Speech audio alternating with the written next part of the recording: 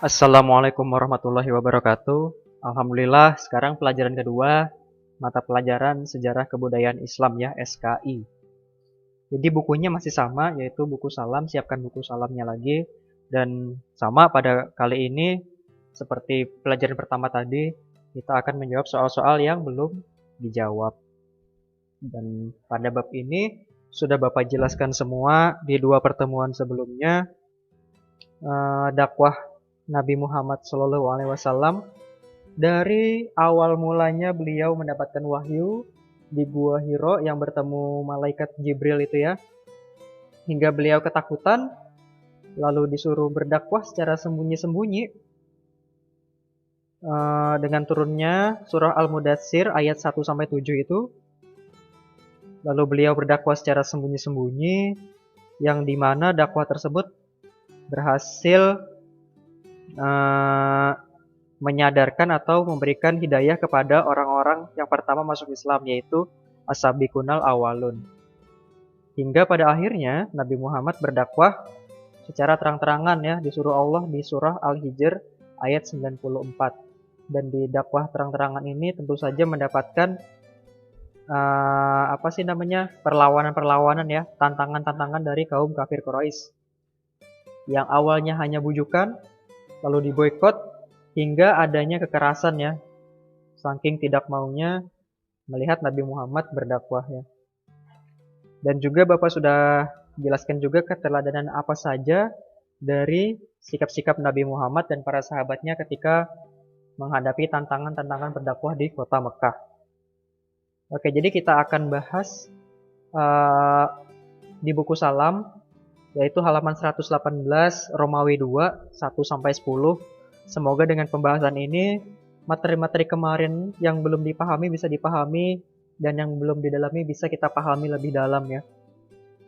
Dan Bapak lihat materi soal-soal di SKI ini lebih susah daripada yang akidah akhlak kemarin ya. Jadi akan Bapak bantu secara keseluruhan ya 1-10. Jadi siapkan bukunya ya, kita bahas sama-sama.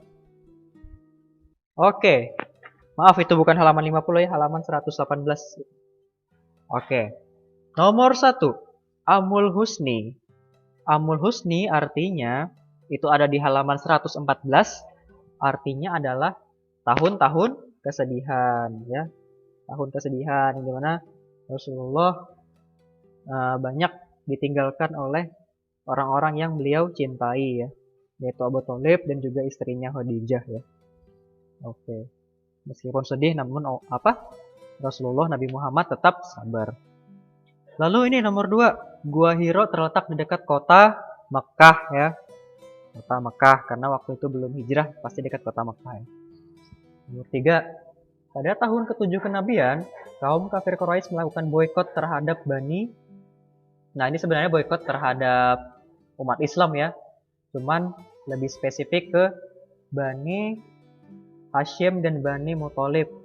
Ini ada di halaman 114. Oke, lalu nomor 4, Nabi Muhammad Shallallahu Alaihi Wasallam dalam menghadapi rintangan dakwah dari kaum Quraisy adalah, sikapnya adalah tabah ya, boleh juga sabar, boleh juga berani, boleh juga tegas ya. Sama nggak sama sih, cuman semuanya benar. Ada di buku semua. Kalau Bapak tulis tabah di sini. Oke, nomor 5, jika kita mendapat cobaan dari Allah Subhanahu wa taala, kita harus sabar boleh, tabah boleh. Oke, nomor 6. Wahyu yang diterima Nabi Muhammad Shallallahu alaihi wasallam untuk berdakwah secara terang-terangan adalah Al-Qur'an surah Al-Hijr ayat 98, ada di halaman 112 ini ya. Dicek sendiri. Oke, nomor 7. Salah satu paman Nabi Muhammad Shallallahu alaihi wasallam yang menentang dakwah beliau adalah, ini jangan sampai salah pilih ya. Paman Nabi Muhammad kan terkenal kan Abu Thalib ya. Jangan ya. Yang menentang itu Abu Lahab. Abu Lahab. Oke. Nomor 8. Sebutan bagi golongan yang pertama kali masuk Islam. Ini sudah pasti tahu semua ya. As-sabiqunal awwalun. Oke, lanjut. Nomor 9. Kebanyakan pemeluk Islam pada masa awal ya, adalah kaum yang miskin dan lemah ya. Orang-orang yang kuat dan kaya belum mau ya, masih gengsi ya. Nomor 10. Budak yang disiksa Umayyah bernama, nah ini sudah Bapak ceritakan kisahnya beberapa minggu kemarin kayaknya ya. Bernama Bilal bin Rabah, yang kemarin itu disiksa di bawah terik matahari hingga harus ditindis oleh batu panas yang besar ya. Namun beliau tetap mengucapkan ahad ya, Allah itu satu gitu ya. Nah, ini adalah jawaban-jawaban di Romawi 2 halaman 118 SKI ya. Silahkan ditulis di bukunya, boleh di buku paket atau di buku tulisnya. Kalau di buku tulis silahkan langsung dijawab saja, tidak usah tulis soal. Namun ditulis halamannya ya, biar tidak susah lagi nanti. Oke, sekian dari Bapak. Kalau ada kesalahan mohon dikoreksi. Bapak ucapkan terima kasih. Wassalamualaikum warahmatullahi wabarakatuh.